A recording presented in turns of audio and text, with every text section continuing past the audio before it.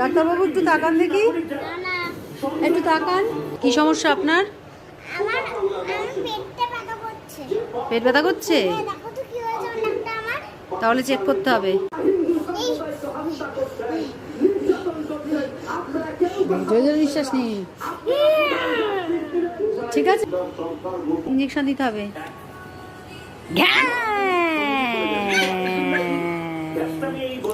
কিছু হবে না, বড্ড চকলেট খান, আজকে একটা দাঁত তুলে দেবো। হা করুন, হা করুন।